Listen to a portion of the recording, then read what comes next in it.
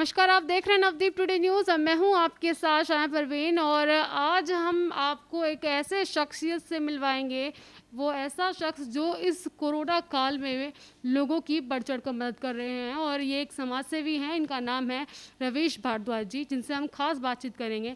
Sir, आपका बहुत-बहुत स्वागत है हमारे चैनल पे। सर, सबसे पहले तो हमें ये बताइए कि आप किस तरीके से काम करते हैं? आपकी टीम किस तरीके से काम करती है?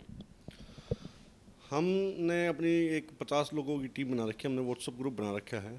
पूरी दिल्ली के हर क्षेत्र से वे लोग आते हैं और लगभग 20 लोगों की टीम हमारी हर टाइम एक्टिव रहती है, चाहे सुबह हो चाहे रात हो। और 10-15 लोग फील्ड में रहते हैं। कोई सिलेंडर कहीं पे पहुंचवा रहा है, कोई दवाइयों का इंतज़ाम कर रहा है, कोई अस्पतालों का इंतज़ाम कर रहा है। अभी फ़िलहाल हमारी टीम यहाँ बैठी हुई है, आप देख रहे होंगे शायद, ये प्लाज्मा पे काम कर रहे हैं जी। जी, किस तरीके से काम करता है? आपने कहा 50, ये मुहिम कैसे चलाई? मतलब क्या सोचकर आपके मन में ख्याल आया कि हाँ, मुझे लोगों की मदद करनी है इस बुरे वक्त में? मैं काफ़ी साल से 4-5 साल से न्यूज़ चैनल्स को देखता नहीं हूँ मैं, क्योंकि बड़ी ही पैनिक एटमॉस्फेयर क्रिएट हो जाता है और कुछ पॉजिटिविटी वहाँ से मेरे को दिखाई देती नहीं है। लेकिन सोशल मीडिया पे मैं काफ़ी एक्टिव रहता हूँ, तो मैं सोशल मीडिया पे जो देख रहा था कि लोग आपस में एक दूसरे को आरोप प्रत्यारोप, मतलब हमारे कुछ अधिकार हैं, लोग अधिकारों की बात करते हैं, लेकिन हमारे कुछ कर्तव्य हैं उनकी बात नहीं करते। हम मोदी जी पे, केजरीवाल जी पे, राहुल गांधी जी पे कुछ आरोप लगाकर अपनी जिम्मेदारी से मुंह मोड़ लेते हैं, उनके सर पे ठीकरा फोड़ के कि अपना काम पूरा हो गया। जब भी मैं न्यूज़ चैनल देखता था वही चीज़ें वहाँ दिखाई देती थी। ऐसे लोग टीवी को ऐसे देखते थे कि जैसे क्रिकेट का मैच देख रहे हों, कि आज इतने लोग मर गए, आज इतने लोग मर गए। तो मैंने देखा कि इनसे अलग मैं क्या कर सकता हूँ। एक मूक दर्शक बने रहना, तमाश बीन बनकर बैठ जाना, ये तो एक सभी लोग कर रहे हैं, मैं इनसे अलग क्या कर सकता हूँ। तो हमने सब ने दोस्तों ने मिलकर, हम काफ़ी लंबे समय से हमारा जो ग्रुप है जुड़े हुए हैं।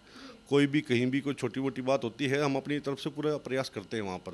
तो हमने बातचीत करी कि कैसे हमें इस आपातकाल की स्थिति में लोगों की सहायता कर सकते हैं।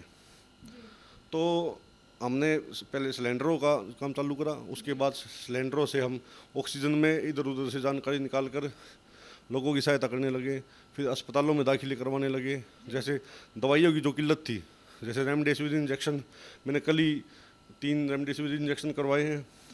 तो धीरे धीरे कार्रवाई इतना बढ़ गया, अब पूरी दिल्ली में हम प्लाज्मा का काम कर रहे हैं जी।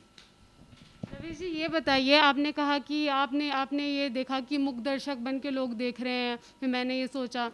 और अभी जो क्या है कि कोरोना टाइम में सब मदद कर रहे हैं, छोटी मोटी भले ही सही। तो ये आपकी जो मदद है सिर्फ आपके क्षेत्र तक सीमित है या फिर स्टेट वाइज कहीं और भी है, यूपी हरियाणा? हम दिल्ली में तो काम कर ही रहे हैं, वही उठा। इसके अलावा हम दिल्ली एनसीआर में पूरी तरीके से एक्टिव हैं। सोनीपत हुआ, गुड़गांव हुआ, फरीदाबाद हुआ, या फिर आपका गाज़ियाबाद इंदिरापुरम की तरफ से हुआ। अभी एक सिलेंडर ऑन द वे है, जो चैम्पियन होता है, जो छोटा हाथी जिसको हम कह देते हैं यहाँ पर, उसमें रख के वो जाने लग रहा है गाज़ियाबाद। तो इसके अलावा हरियाणा में पानीपत तक की भी कॉल्स आ जाती हैं, जयपुर तक की कॉल आ जाती हैं। तो कोशिश है सेंटर के हम दिल्ली में ही काम करें, और एनसीआर का आ जाता है उसको भी कवर कर लेते हैं हम इजीली। लेकिन और पूरा बड़ा देश इतना तो सरकार भी नहीं संभाल पाती, तो हम यही हमारा क्षेत्र है।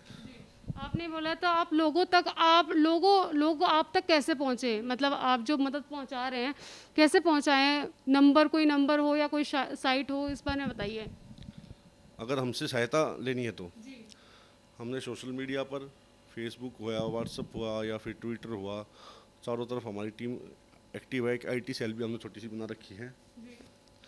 तो वहाँ पर हम लगातार अपने नंबर, कहीं पे कोई ट्वीट कर रहा है, हम उस चीज़ पे भी नज़र बना कर रखे हुए हैं कि लोग, इंसान हमारे तक नहीं पहुँच पाए, हम इंसान तक पहुँच जाएं। तरीका ये है काम करने का। हमें तो किसी को पता चल गया ये काम कर रहे हैं, किसी को नहीं पता चला। कोई हेल्पलाइन नंबर हो जो जारी कर रखा हो आपने कि किसी को मदद के लिए चाहिए तो वो नंबर बताइए। जी, बेसिकली ज़्यादातर तो मेरे नंबर पे ही कॉल आती हैं। हेल्पलाइन नंबर इतना ना तो समय था और ना ही इतना हमारे पास संसाधन है। तो मेरा ही नंबर है 9310868777। ये मेरा पर्सनल नंबर है और चारों तरफ यही सर्कुलेट हो रखा है। अब प्लाज्मा, अब फ़ोन इतने ज़्यादा आने लगे तो अब हमने 4-5 नंबर्स और पब्लिक कर दिए हैं, तो उन पे आप कॉन्टैक्ट्स लोग करते हैं। सिस्टम के बारे में क्या कहेंगे सर? सिस्टम अभी जो हाल फिलहाल इतने ज़्यादा जो ऑक्सीजन को लेकर ज़्यादा क्राइसिस थे, अभी फ़िलहाल जो कम हो गया है, केंद्र सरकार ने प्रोवाइड कराया है फटकार लगने के बाद, तो उस पर क्या कहना चाहेंगे आप? सिस्टम के बारे में तो मैं इतना ही कहना चाहूँगा कि मेरा एक दोस्त है, मैं उनका नाम नहीं ले सकता, मैं उनसे ऐसे ही इस विषय पर चर्चा कर रहा था, तो उन्होंने मुझे बताया, मैंने उनको कहा कि सिस्टम जो है कोलैप्स हो गया है, मेडिकल सिस्टम हमारा। तो उन्होंने कहा मेडिकल सिस्टम कोलैप्स नहीं हुआ, वो एक्सपोज हो गया है। तो बिल्कुल जो दावे किए जाते थे दिल्ली सरकार के द्वारा, उन दावों की पोल खुल गई है। दिल्ली में अस्पतालों की कमी नहीं है, दिल्ली में अस्पताल बहुत हैं, लेकिन एक तो जनसंख्या की वजह से और एक मिसमैनेजमेंट, ऐसे समय पर राजनीति करना, जो समय कंधे से कंधा मिलाकर साथ में भाईचारा और इंसानियत के लिए लड़ाई लड़ने का है, उस समय पर मैं बोलना नहीं चाहता था, लेकिन कब तक अपने आप को रोक पाता। उस समय पर एक पार्टी ने बहुत राजनीति करी, आप लोग समझ ही गए होंगे। दूसरा, जो अभी 2-3 उनके विधायकों के पास से सिलेंडर निकल के आए हैं, कई 100 सिलेंडर निकल के आए हैं, तो वो एक प्रकार का नरसंहार हमें समझना चाहिए। तो सिस्टम की बहुत खामियां रही हैं, लेकिन ये समय सिस्टम की कमियां निकालने का नहीं है, ये इस समय सिस्टम का साथ देने का है। कमियां निकाल लेंगे, चुनाव आएगा, उस चुनाव में बताएंगे, लेकिन अभी हमें इन चीज़ों से बचना चाहिए, सकारात्मक माहौल बनाना चाहिए। जी रवीश जी, हमारे दर्शकों को आप ये बताइए, एक होता है ना कि आपके साथ या आपने वो चीज़ फेस की हो, कोई ऐसी घटना इस टाइम कोरोना काल में जो आपने आपको अंदर से झिझोड़ दिया हो कि हाँ मुझे अब करना है, कुछ हटकर करना है, लोगों के लिए करना है। इस बारे में कोई एक स्टोरी या कोई ऐसा वाकया बताइए हमारे दर्शकों को। देखो, हमारे बॉलीवुड में बहुत अच्छे अच्छे डायलॉग आते हैं। तो एक फिल्म में मैंने एक डायलॉग सुना था कि जब तक अपने पिछवाड़े पे लात नहीं लगती, तब तक आदमी इंसान बनता ही नहीं। तो ऐसा ही घटना एक मेरे साथ हुई। मेरे फूफा जी थे, हमारे बहुत करीबी थे, हमारा बहुत उनके साथ अच्छा मेल मिलाप था। तो उनकी अभी लगभग 15-16 दिन पहले मृत्यु हो गई कोरोना से। उनके बेटे खुद डॉक्टर और फूफा जी भी समझदार पढ़े लिखे इंसान थे, सभी चीज़ों की सावधानी बरतते थे। तो 1 घंटे के बाद उनके पिताजी एक्सपायर हो गए और अगले दिन मेरे मामा जी एक्सपायर हो गए, जिनकी आयु 50 साल थी। दोनों की ही एज कम थी, मौसा जी की एज ज़्यादा थी। तो उस दौरान हम इतने असहाय अपने आप को महसूस किया कि हम ना तो अस्पताल कर पाए उन लोगों के लिए, और ना ही ढंग से ऑक्सीजन या दवाइयों का उनके लिए इंतज़ाम कर पाए। तो उस समय ऐसा लगा कि लोगों के अपने जा रहे हैं, अब समय है हमें भी लोगों की सहायता करनी चाहिए। तो तब से अब तक मैं ये कहता हूँ कि मेरे को रात को नींद भी नहीं आती, मेरे को सपने भी कोरोना के आते हैं कि थर्ड वेव आ गई है, अब वहाँ पे ये ऑक्सीजन प्लांट लग गया है, या वहाँ पे एक नया हॉस्पिटल बन गया, रात रात ऐसे उल्टे पुल्टे पागलों वाले सपने आते हैं। अब ठान लिया है कि जितना अपने से हो पाएगा, यही जीवन की सबसे बड़ी लड़ाई है और इस लड़ाई को जीतना है, ये ठान लिया है। अच्छा सर, ये बताइए, अभी हाल फिलहाल ऑक्सीजन का भी बहुत काला बाजारी चल रहा है, दवाइयों को लेकर, रेमडेसिविर और इंजेक्शन्स और वैक्सीनेशन, इस पर क्या कहेंगे? मतलब इस समय में भी लोग जो हैं, ऐसे लोग हैं, कुछ ऐसे लोग जो इस तरह की काले बाजारी कर रहे हैं, क्या कहना चाहेंगे? देखिए, अब रेमडेसिविर की तो मार्केट में कमी ख़त्म हो गई है, उसकी कालाबाजारी बहुत बड़े स्तर पर हुई, लेकिन फ़िलहाल सरकार ने, केंद्र सरकार ने और 70-80 कंपनियों को छूट दे दी थी वो इंजेक्शन बनाने की। उसके बाद से उसकी डिमांड घट गई है, उसके सब्स्टिट्यूट भी आ गए हैं। तो उसके अलावा ऑक्सीजन की जो किल्लत की बात थी, ऑक्सीजन की किल्लत भी धीरे धीरे अब दिल्ली में ख़त्म हो गई है। लोग जागरूक नहीं हैं, लोग अनअवेयर हैं, उनको सिस्टम की जानकारी नहीं है। मैं 5 घंटे, अगर मान सपोज करो लाइन ही है, तो 5 घंटे की लाइन में लग के मैं गैस ले सकता हूँ, लेकिन हम क्या करते हैं, हम 10 घंटे पहले जानकारी निकालने में लगाते हैं। और फिर आखिर में जाकर 2 घंटे वहाँ पर जाकर लाइन में कितनी जानकारी होगी, जब भी ये तो है नहीं कि सीधी आपकी गाड़ी अंदर चली जाएगी, 2 घंटे तो आपको वहाँ जब भी लगेंगे। तो 12 घंटे जो काम 5 घंटे में हो सकता था वो 12 घंटे में हुआ। हम सीधा जाकर पहली मूवमेंट पे जब हमें पता चला ऑक्सीजन की ज़रूरत है, हम सीधा जाकर लाइन में लग जाएं। लोगों के फ़ोन आ जाते हैं, हम करते हैं सहायता। ये बात किसी को समझाएं तो वो ये सोचेगा ये तो बच रहे हैं काम से, हम करते हैं सहायता। लेकिन हम सिस्टम के हिसाब से अगर जाएं तो हमारा काम जल्दी हो जाएगा। अब ऑक्सीजन की किल्लत धीरे धीरे दिल्ली में ख़त्म हो गई है, अस्पतालों की भी ज़्यादा समस्या नहीं है अब। लेकिन जिन लोगों ने ऐसे समय पे भी नरभक्षियों वाला अपना किरदार निभाया है, जो चील की और गिद्धों की तरह लाशों के ऊपर जिन लोगों ने अपनी ऐश की है, तो वो पैसा मैं आपसे पूछना चाहूँगा, क्या वो पैसा उनको कभी सुख दे पाएगा? उस पैसे से कि जो लोग मर रहे हैं, किसी का 17 साल का बच्चा मर गया है। कल रात को मेरे पास 19 साल की एक गुड़िया का फ़ोन आया हुआ था, वो बहुत बीमार थी, उसकी ऐसे ऐसे लोग परेशान हो रहे हैं। इतने गरीब लोग हैं, पहले ही देश में इतनी गरीबी है, उन लोगों से हम पैसा कमा कर महल खड़े कर रहे हैं। वो भगवान परमात्मा सब देखती है और वो उनको भी सब कुछ न्याय आपने होगा। मुहिम शुरू की सर, और उसके बाद कभी कभी आपके पास ऐसे कॉल्स आते होंगे कि प्लाज्मा दिला दीजिए या फिर ऑक्सीजन के लिए या रेमडेसिविर के लिए, मतलब इस तरह कॉल आते होंगे, तो कैसे मतलब आप हेल्प उन तक पहुंचाते हैं? ऑक्सीजन तो हम जैसे यहाँ पे बवाना इंडस्ट्रियल एरिया में मुल्तान गैस एजेंसी है, या फिर पूठ में सालासर गैस एजेंसी है, और बालाजी है, मुंडका में भी इनसे आप जुड़े हैं?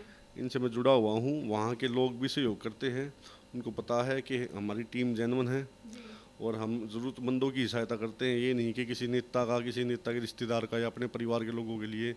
मैं अपने लोगों को प्रायोरिटी पे नहीं रखता। मेरे पास 90% अननोन लोगों के फ़ोन आते हैं, तो उनकी सहायता करते हैं। तो अब तो और सख्ताई हो गई है थोड़ा, अब हॉस्पिटल्स को ऑक्सीजन यहाँ से मिलती है, इंडिविजुअल व्यक्तिगत लोगों को यहाँ से नहीं मिलती। जीटी के डिपो और पंजावला से यहाँ से अब लोगों को ऑक्सीजन मिल रही है। आज से ही लागू हुआ है ये, तो ये अभी मेरे को समझ में भी नहीं आया है। रोजाना सरकार नियम क्यों बदल रही है, उससे लोग कन्फ्यूज हो जाते हैं। पिछले सिस्टम चीज़ को समझने में उनको तो इतना समय लग गया, अब तो इस पर मैं कुछ ज़्यादा नहीं कह सकता। सर ये बताइए, जिस तरीके से आप एक पहल कर रहे हैं, एक मुहिम चला रहे हैं, तो लोगों को क्या संदेश देना चाहेंगे कि इस टाइम पे बढ़ चढ़कर लोग एक दूसरे की मदद करें? इस समय मैं बार बार एक बात कहता हूँ कि हमें राजनीति छोड़ के और एक दूसरे को आरोप प्रत्यारोप या टांग खींचना, उससे हमें बचना चाहिए। और सबसे ज़्यादा जो अब इस समय ज़रूरत है वो मैं मरीजों से ही अपील करता हूँ। लोग तो अपनी ड्यूटी बखूबी निभा रहे हैं, लेकिन जो पेशेंट हैं वे थोड़ा कहीं ना कहीं आनाकानी कर रहे हैं। क्योंकि अगर दिल्ली में रोज़ 15-20 हज़ार पेशेंट पॉजिटिव हो रहे हैं, तो रोज़ाना लोग इतनी ही संख्या में नेगेटिव भी हो रहे हैं, ठीक होके आ रहे हैं। लेकिन वे लोग प्लाज्मा डोनेट नहीं कर रहे, वे हॉस्पिटल में जाने से बच रहे हैं कि कभी हम फिर से संक्रमित हो जाएं, या फिर वे सोचते हैं कि मैं अपने किसी रिश्तेदार को ही दूंगा, तो रिश्तेदार को है ना, और इस चक्कर में और कोई ज़रूरतमंद एक्सपायर हो जाए। तो मरीजों को अपनी ये बात समझनी चाहिए कि भाई हम किसी की सहायता कर पाए। हमारे पास एक ऐसी चीज़ है जो ना तो DRDO के पास है ना नासा के पास है। वो एक ऐसी चीज़ है, वो ऐसी चीज़ है सरकार कहीं से खरीद नहीं सकती, ज़बरदस्ती आपके अंदर से निकाल नहीं सकती। आपको अपनी स्वेच्छा से ही वो दान करना पड़ेगा, वो प्लाज्मा है। तो लोगों को आगे बढ़ के आना चाहिए और प्लाज्मा डोनेट करना चाहिए। जितना ज़्यादा हो सके उतना हम 15 दिन के बाद महीने में 2 बार प्लाज्मा डोनेट कर सकते हैं।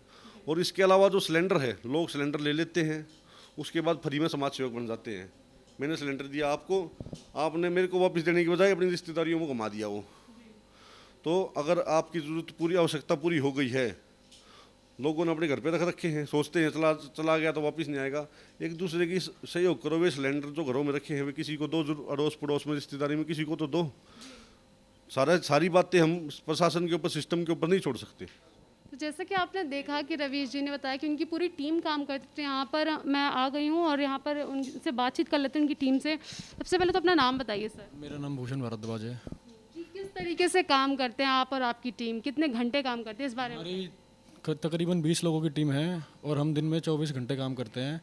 हमने पार्टीशन कर रखा है 8-8 घंटे का। 8 घंटे एक टीम काम करती है, 8 घंटे एक टीम काम करती है। तकरीबन 8-8 लोगों की टीम 8-8 घंटे काम करती है। तो हम इस तरीके से 24 घंटे काम करते हैं पूरे दिन में। तो 8-8 घंटे काम करती है और टीम बनाई गई है। यहाँ पर और भी कई कार्यकर्ता हैं, समाजसेवी हैं जो इस मुहिम से जुड़े हैं। सर अपना नाम बताइए। मेरा नाम अंकित भारद्वाज है। जी, किस तरीके से आप अपनी टीम लोगों तक मदद पहुँचाते हैं? ऑक्सीजन, प्लाज्मा, कैसे काम होता है, इस बारे में बताइए। मैं तो आज ही जुड़ा हूँ इससे, रवीश भाई से। फेसबुक पे देखता था मैं कि रोज़ रवीश भाई वहाँ जा रहे, ऑक्सीजन दे रहे, प्लाज्मा की ये रिक्वेस्ट कर रहे हैं। तो मैं अपने घर से उठ के आया और रवीश भाई को फ़ोन किया कि अपनी टीम में मेरे को भी ज्वाइन करो। तो एक अंदर से जज्बा आया कि हाँ मुझे भी जुड़ना है। हाँ, मुझे भी जुड़ना है, इसलिए मैं आज ही आया हूँ। तो देखा आपने किस तरीके से लोग जो है बढ़ चढ़कर इसमें साथ दे रहे हैं। तो और भी कई कार्यकर्ता, उनसे बात कर लेते हैं। सर अपना नाम बताइए। मेरा नाम मोहित कौशिक है। कैसे काम करते हैं आप? मतलब 8-8 घंटे की शिफ्ट लगती है, लोगों तक मदद पहुंचाना एक बहुत बड़ी बात है। तो कैसे ये जुड़ते हैं, कैसे काम आता है, इस पर बताइए। मैम, हमारे पास रवीश भारद्वाज जी जो हमारे बड़े भाई हैं, उनके द्वारा जो भी डाटा हमारे पास सेंड किया जाता है, हम उसको अपने व्हाट्सएप नंबर पर सेव करके और उनके पास मैसेज भेजते हैं व्हाट्सएप पे। और जो भी कोई एग्री होता है वो हमारे पास रिप्लाई करता है, जैसे प्लाज्मा डोनेट करने के लिए, ऑक्सीजन सिलेंडर करने के लिए। तो फिर हम उसके पास जाके उससे मतलब सिलेंडर, ऑक्सीजन सिलेंडर हो गया तो वो वहाँ से लेके और फिर जहाँ पे जो भी पेशेंट है उसके वहाँ तक पहुँचाते हैं, उसके पास तक। तो इस बुरे वक्त में सब एक दूसरे की मदद कर रहे हैं। कई ऐसे संस्थान है, सरकार है, केंद्र सरकार, दिल्ली सरकार, सब एक दूसरे की मदद कर रहे हैं। और नवदीप टुडे भी आपसे यही अपील करता है कि इस बुरे वक्त में, इस कोरोना टाइम में आप एक दूसरे की मदद करें, प्लाज्मा डोनेट करें, ऑक्सीजन सिलेंडर है, जितनी आपसे मदद हो सकती है वो मदद करें और लोगों तक पहुँचाएँ, उन ज़रूरतमंद लोगों तक पहुँचाएँ जिनको उनकी ज़रूरत है। फिलहाल के लिए इतना ही। बाकी खबरों के लिए जुड़े रहें नवदीप टुडे न्यूज़ के साथ। नमस्कार।